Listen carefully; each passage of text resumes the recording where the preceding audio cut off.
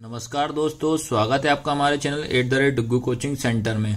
आज में याद रखना जो रुक जाना नहीं का जो पार्ट 2 है, जिसका एग्जाम होने वाला है दिसंबर में। एग्जाम डेट आ चुकी है। क्लास 10 का याद रखना। ऑब्जेक्टिव क्वेश्चन बता रहा हूँ। ऑब्जेक्टिव के साथ साथ आपको मैं सॉल्यूशन के साथ भी क्वेश्चन बता रहा हूँ जो कि आपके पेपर में आने ही आने बहुत ज्यादा चांसेस रहेंगे। ठीक है, और ऑब्जेक्टिव भी कवर हो जाएंगे, साथ साथ आपको क्वेश्चन भी समझ में जाएगा। अगर क्वेश्चन में आते हैं तो आप किस प्रकार से ये लिख सकते हैं। ठीक है, इससे पहले मैंने 1 से लेके 10 तक की क्वेश्चन की वीडियो बना दी है, वो यूट्यूब चैनल पे अपलोड की हुई है, वो पहले देख लेना। उसके बाद ये वाला क्वेश्चन आएगा। ठीक है, ये मेरा पार्ट कौन सा हो जाएगा 2, पार्ट 1 की वीडियो मैंने बना दी है। ठीक है, तो क्वेश्चन नंबर 11 क्या बोल रहा है आपका, 1 से 10 का क्वेश्चन मैंने कंप्लीट करा दिए। क्वेश्चन नंबर 11 में याद रखना क्या लिखा है, द्विघात बहुपद। ठीक है, क्या है द्विघात बहुपद ax² प्लस bx। क्या है ax² plus bx plus c बराबर 0 का विविधकर होगा। याद रखना, देखो आपको ये पता होना चाहिए द्विघात बहुपद, इसको अपन इंग्लिश में क्या बोलेंगे, क्वाड्रिक पॉलिनॉमियल्स या क्वाड्रिक इक्वेशन। तो क्या होती है ax² plus bx plus c बराबर क्या होता है 0, ये होगा। इसके बाद बोलता है विविधकर निकालना। क्या निकालना, विविधकर को इंग्लिश में बोलते हैं डिस्क्रिमिनेट। याद रखना, इसको क्या बोलते हैं अपन, डिस्क्रिमिनेट। डिस्क्रिमिनेट को किससे डिनोटेड करते हैं, डी से। किससे डिनोटेड करते हैं, डी से। तो आपको इसका फॉर्मूला आपको पता होना चाहिए। डी बराबर क्या होता है, b² माइनस 4ac। याद रखना क्या होता है, d बराबर b² माइनस 4ac। इससे रिलेटेड एक क्वेश्चन भी आता ही आता है और इसके साथ साथ आपका एक ऑब्जेक्टिव भी कंप्लीट हो जाएगा। ठीक है, तो इसका आंसर आएगा पहला क्या आएगा, b² माइनस 4ac। ठीक है, इसके बाद याद ना क्वेश्चन नंबर 12 आपको बता रहा हूं क्या लिखा है, समांतर श्रेणी। ठीक है, समांतर श्रेणी आपको लिखा है। ठीक है, 5, 8, 11, 14 के प्रथम 24 पदों का योग। आपको याद रखना, इसमें पहचान ये बता दे रहा हूं, 5.1 का और 5.2 का अगर क्वेश्चन आता है तो उसमें आपका योग नहीं लिखा रहेगा। याद रखना 5.3 में आपको अब क्वेश्चन आएगा, 5 चैप्टर का क्वेश्चन है, इसमें योग लिखा रहेगा। योग मतलब क्या होता है, सम। आपको जब भी सम की बात आए समझ जाना SN, सम की बात आएगा तो क्या होगा, SN हो जाएगा। ठीक है, पहला तरीका तो याद रखना।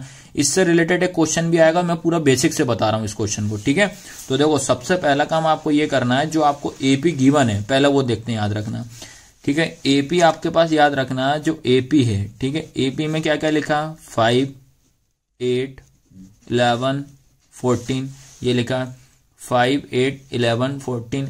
सबसे पहला काम तो आपको ये करना, इसमें A और D निकालना। A हमारा क्या होता है, फर्स्ट टर्म बोलते हैं जिसको, प्रथम पद। प्रथम पद कितना है, 5।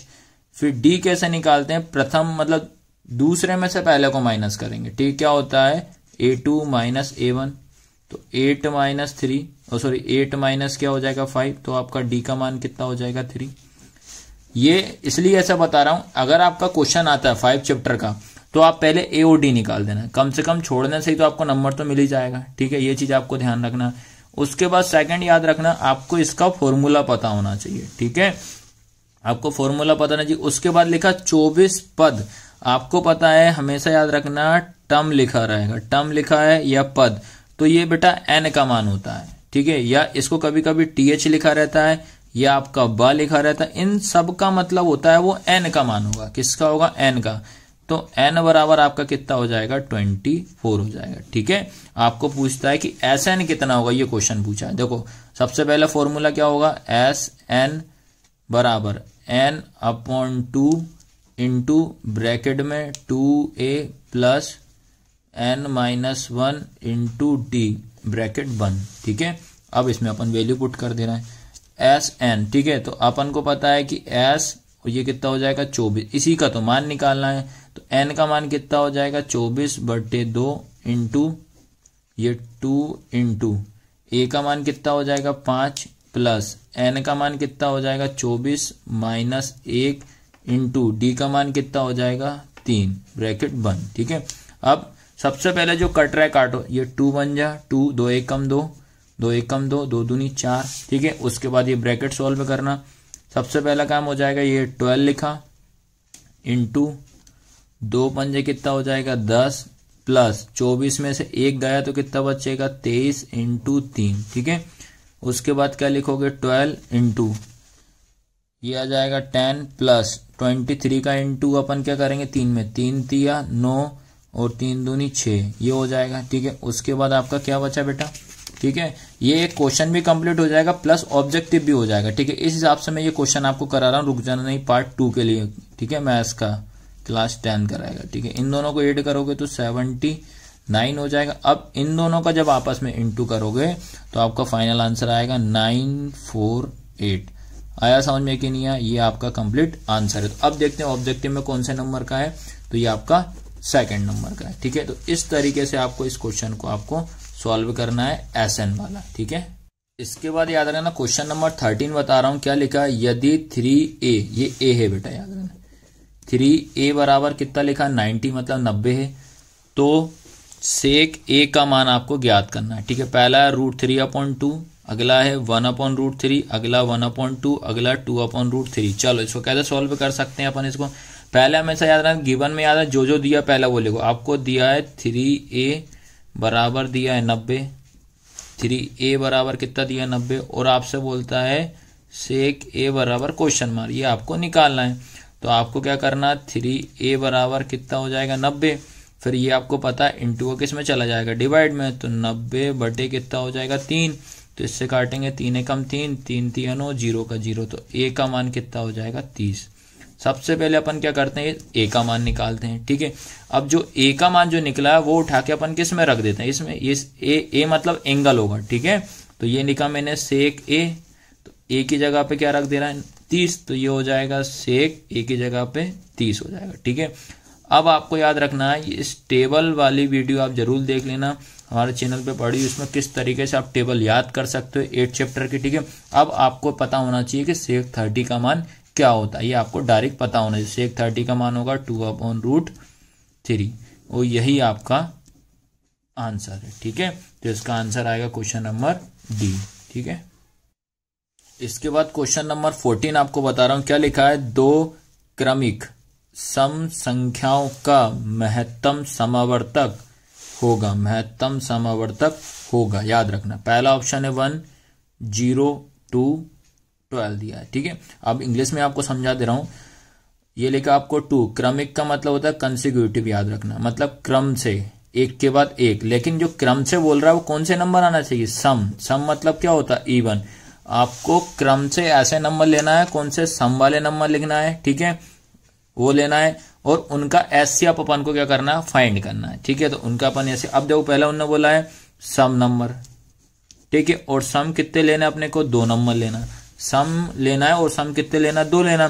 तो आपको पता है कि जो इवन नंबर होते हैं, इवन नंबर एक 2 होता है और एक 4 होता है, 2, 4, 6, 8, 10 ये होता है, लेकिन अपने को कितने नंबर बोला है, ओनली ये 2 ही नंबर बोला है, ये 2 नंबर ले लिए।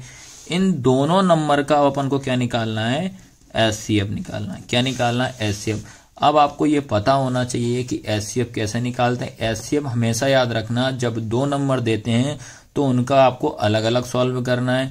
अगर यही क्वेश्चन एलसीएम से दे देता तो आपको याद रखना है इनको आपको साथ में निकालना रहता है। ये दोनों में डिफरेंस है एचसीएफ और एलसीएम में। ठीक है, तो एचसीएफ में क्या करेंगे, आपको 2 का अलग निकालना पड़ेगा, 4 का अलग निकालना पड़ेगा। तो 2 देखो 2 से ही जाएगा, 2 2 जा, और सॉरी 2 1 जा 2 हो जाएगा, तो ये पहले स्टेप में 1 होगा, ये complete.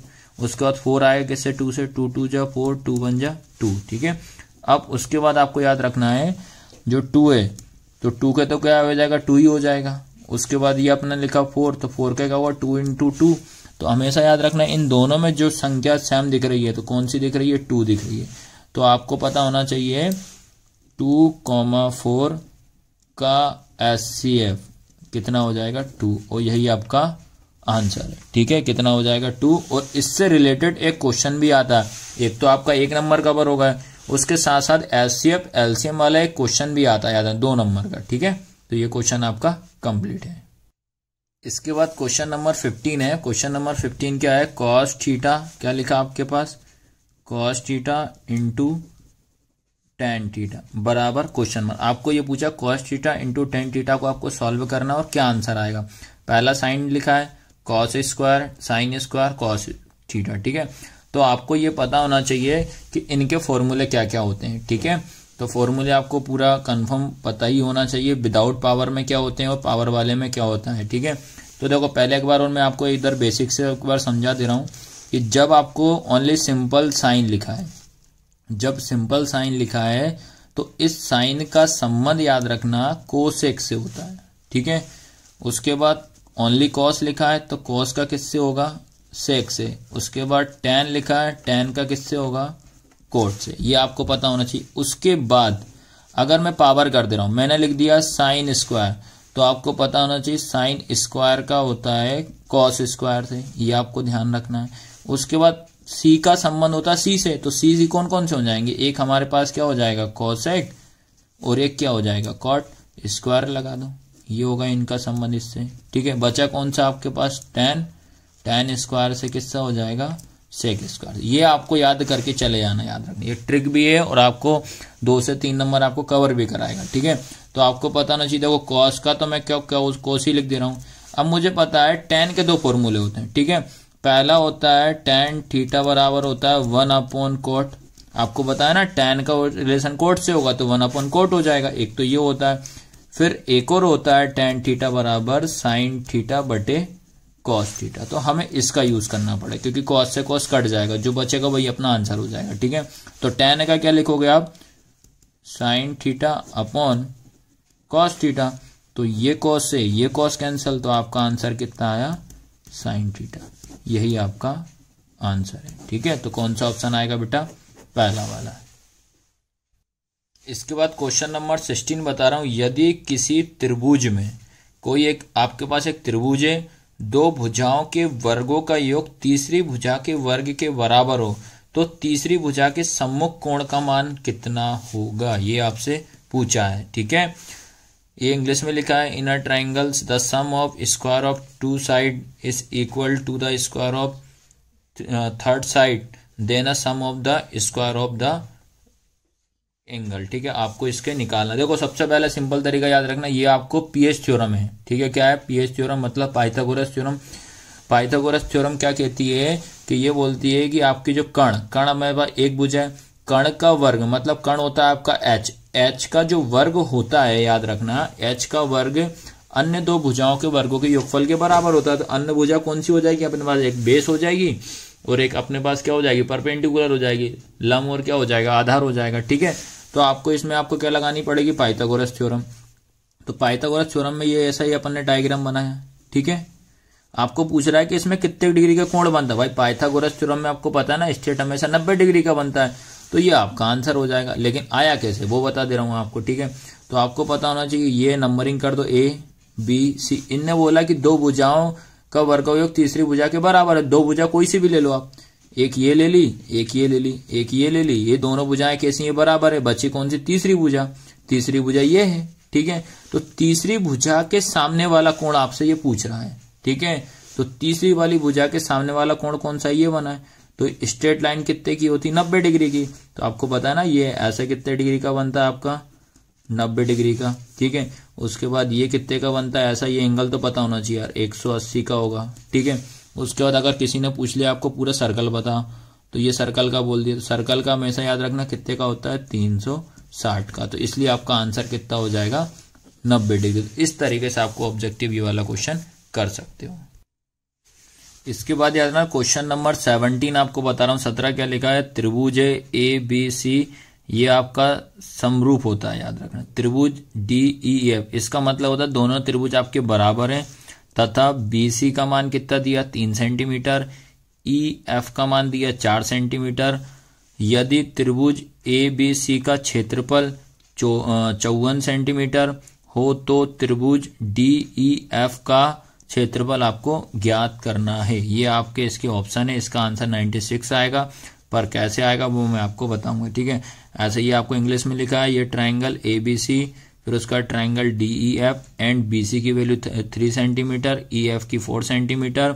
If the area of triangle ABC is 54 centimetre square, ये आपको फाइंड किसका एरिया निकालना है, ट्राइंगल DEF का एरिया आपको फाइंड करना है। ठीक है, इससे याद रखना, एक तो ये ऑब्जेक्टिव कवर हो जाएगा, एक क्वेश्चन भी आता है याद रखना, और ये क्वेश्चन जो आ रहा है ये 6 चैप्टर का, याद रखना किस चैप्टर के, आपके 6 चैप्टर का है। सबसे पहले याद रखना, मैं आपको डायग्राम के थ्रू समझाता हूँ। आपको बोलता है ये आपको एक ट्रायंगल बनाना, ये बना दिया एक ट्रायंगल, फिर उसके बाद एक और ट्रायंगल बनाना है, ठीक है। जो पहला वाला ट्रायंगल इसकी वैल्यू क्या है, ए बी सी, दूसरे वाले की डी ई एफ, ठीक है। ये दोनों क्या है, इक्वल समरूप है। उसके बाद बोलता है बी सी का मान 3, बी सी का है 3 दे दिया। ई एफ कितना है 4। उसके बाद आपसे बोलता है इसका जो एरिया है, याद रखना इस वाले का जो एरिया दिया है, एरिया मतलब क्षेत्रफल, याद रखना जो एरिया कितना दिया 54 दिया है। आपसे बोलता है कि इसका एरिया क्या होगा, ये क्वेश्चन है, याद रखना, ठीक है। ये मैंने आपको क्वेश्चन का बेसिक बता दिया। अब आपको ये पता होना चाहिए कि इसका जब एरिया दोनों का हमेशा क्या होता है, रेशो में होता है, तो आपको पता होना चाहिए एरिया ऑफ, ठीक है, area of triangle A B C upon में क्या होता है, area of triangle D E F, ठीक है। और इसके बराबर में क्या होता है कि जो भुजाएं मतलब जो साइड आपको दी है उसका स्क्वायर होता है संगत भुजाओं का, ठीक है। संगत भुजा का क्या होता है, वर्ग होता है। तो कौन कौन सी दी है, बी सी और क्या दिया है, ई एफ। तो इनका क्या कर देंगे अपन, स्क्वायर कर देंगे। आया समझ में कि नहीं आया? अब इसको सॉल्व करना है, बस ये करना है इस टाइप से, ठीक है। इससे क्वेश्चन भी कंप्लीट हो जाएगा आपका, ठीक है।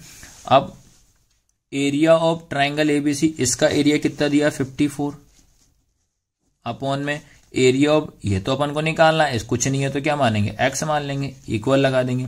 बीसी की वैल्यू कितनी दी है आपको याद रखना, बीसी कितना है 3, तो 3 अपॉन ई एफ कितना है 4, इस पूरे का स्क्वायर। अब सबसे पहले काम इनकी पावर ओपन करते हैं दोनों की, तो कितना हो जाएगा 54 अपॉन एक्स इक्वल 3 का करेंगे स्क्वायर तो 9 हो जाएगा, 4 का करेंगे तो 16 हो जाएगा, 4 चौक 16 हो जाएगा, ठीक है। ये मैंने स्क्वायर ओपन कर दिया। अब उसके बाद क्या करेंगे, 9 1 कम 9, 9 छके कितना हो जाएगा 54। अब क्या बचा आपके पास 6 upon x equal 1 upon 16। Cross multiplication कर दो, वो आपका आंसर हो जाएगा। इसका इंटू एक्स का इंटू 1 में करोगे तो क्या हो जाएगा, एक्स हो जाएगा। 16 का 6 में करोगे तो कितना हो जाएगा आपका 96 हो जाएगा। और यही आपका आंसर, याद रखना। तो क्या आंसर आएगा 96। तो देखो बेटा किस तरीके से आपको सॉल्व करना है, अच्छे से आप समझ लीजिए। इसके बाद क्वेश्चन नंबर 18 है, क्या है, वृत्त के अंदर एक दिए हुए बिंदु से वृत्त पर कितनी स्पर्श रेखाएं खींची जा सकती हैं, ठीक है। ये लिखा है how many tangents are draw to the circle from a given point inside the circle, ठीक है। आपका ऑप्शन है 37 2 1 0। अब आपको मैं इसका बेसिक पहले आपको मैं समझा दे रहा हूं कि इसको किस तरीके से आपको करना है। सबसे पहले तो आपको पता होना चाहिए टेंजेंट क्या होती है, मतलब स्पर्श रेखा। स्पर्श रेखा का मतलब क्या होता है, जो सर्कल को टच करते हुए जाए, ठीक है। और उसके बाद याद रखना ये लिख दिया। अब आपको ये पता होना चाहिए अंदर कितनी कर सकते हैं। तो भाई देखो यहां से ये एक सर्कल करा, ठीक है। अब ये मेरा सेंटर पॉइंट होता है। अब जैसे मान लो सेंटर को जो टच नहीं करती वो छेदक होती है, याद रखना, सेकंड लाइन बोलते हैं जिसको, सेकंड, ठीक है। यहां से ये लाइन मैंने ड्रॉ करी, ठीक है। ये लाइन मेरी क्या कहलाती है, छेदक कहलाती है, छेदक रेखा, याद रखना, ठीक है। लेकिन अपने से ये बोल रहा है आपने एक सर्कल ड्रॉ करो, सर्कल के अंदर जो आएगी एक जो सेंटर पॉइंट है, इस सेंटर पॉइंट से अगर आपको स्पर्श रेखा ड्रॉ करना है भाई, तो स्पर्श रेखा ड्रॉ करूंगा पॉसिबल ही नहीं है। अगर इसके अंदर कर दूंगा तो भाई अगर सेंटर को टच करेगी तो वो मेरी लाइन कौन सी होगी, डायमीटर होगा, जिसको अपन व्यास बोलते हैं, याद रखना। अगर मैं सेंटर को ऐसे टच कर दूंगा ना तो ये क्या हो जाएगी, व्यास हो जाएगा। व्यास को क्या बोलते हैं अपन, डायमीटर, याद रखना, ठीक है।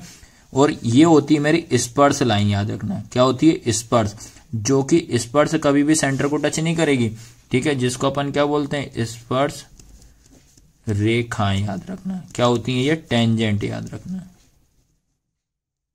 ठीक है। तो बेटा इसका आंसर क्या है, किसी तरह से पॉसिबल ही नहीं है, तो इसका आंसर कितना आएगा 0, मतलब 0, ठीक है। आया समझ में कि नहीं आया? कि कभी भी सेंटर जो पॉइंट रहेगा उस पे स्पर्श रेखा टच नहीं कर सकती, ना ही खींची जा सकती। स्पर्श रेखा सर्कल को टच करेगी, याद रखें, सेंटर को कभी टच नहीं करेगी। इसके बाद क्वेश्चन नंबर 19 बता रहा हूं आपको, 19 वाला है, यदि त्रिभुज ABC तथा त्रिभुज DEF में AB अपॉन DE बराबर BC अपॉन EF, तो दोनों त्रिभुज समरूप होंगे कि नहीं होंगे। ठीक है, इसमें आपको समरूप चेक करना है। If triangle ABC and triangle DEF in AB upon DE equal BC upon EF then both triangle will be similar then. ठीक है, आपको इसमें क्या करना है, दो त्रिभुज बनाना है और दो त्रिभुज में आपको ये चेक करना है कि वो समरूप है कि नहीं, मतलब बराबर है कि नहीं है। ये आपको इस क्वेश्चन में आपको चेक करना है और चेक करने के बाद देखना है कि कौन सी साइड, मतलब कौन सी भुजा इसमें आपको समरूप दिख रही है। ठीक है, तो सबसे पहला काम आप क्या करते हैं बेटा, सबसे पहले अपन एक ट्राइंगल बनाते हैं। ठीक है, ये अपन क्या करते हैं, इसमें अपन को देखो यहां से तो ऐसा ये एक ट्राइंगल बनाया।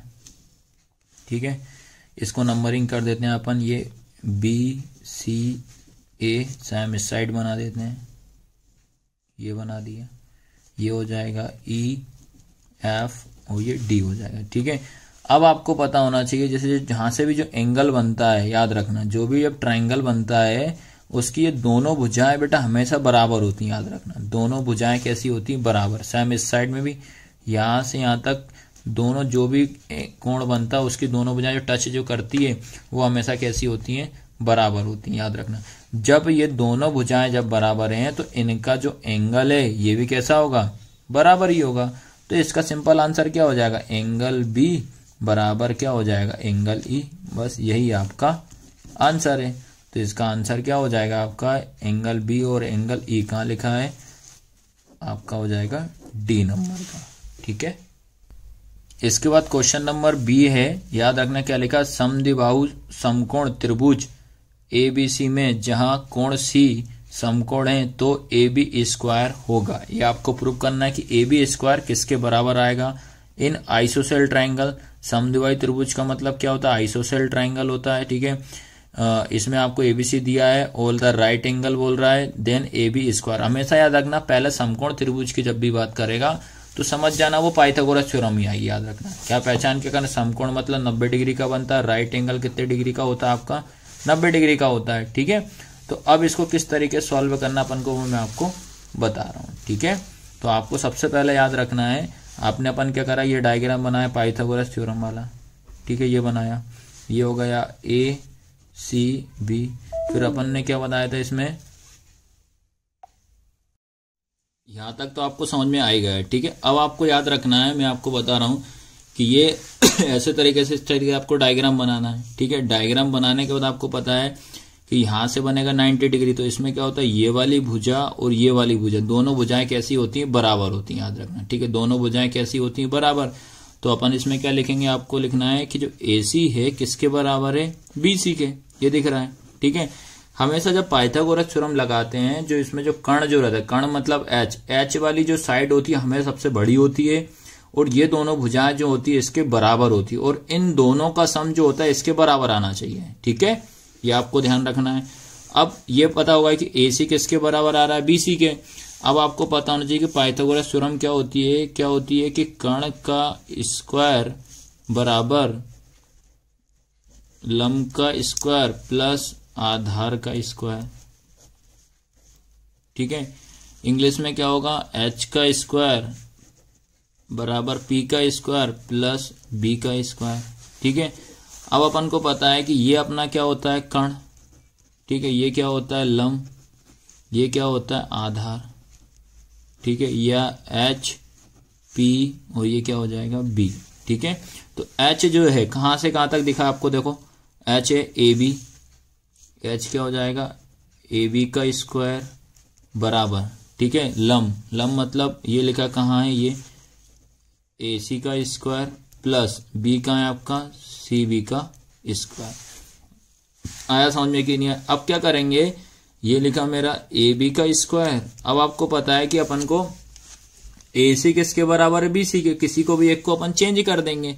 तो मुझे पता है कि ये वाला जो आपका ये CB है इसको अपन क्या बना देंगे, CB, या इसको अपन क्या कर देंगे, जो CB है वो किसके बराबर है, AC के।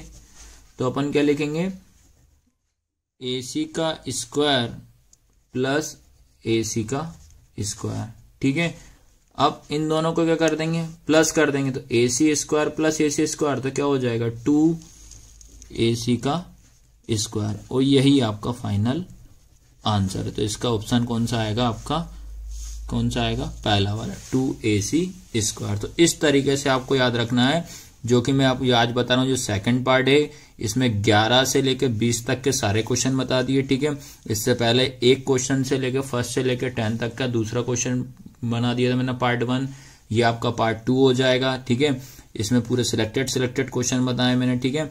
तो आपको जब पहली बार अगर इस क्लास को देख रहे हो तो पहले आप वो 1 से लेकर 10 तक वाले क्वेश्चन जरूर देखें, तभी ये आपको समझ में आ जाएगा, ठीक है। और रुक जाना नहीं, पार्ट 2 के लिए मैथ्स के लिए बहुत जरूरी याद रखना क्लास 10 के लिए, ठीक है। और चैनल को सब्सक्राइब जरूर करना, आपको ये चीज ध्यान रखना है, ठीक है। धन्यवाद।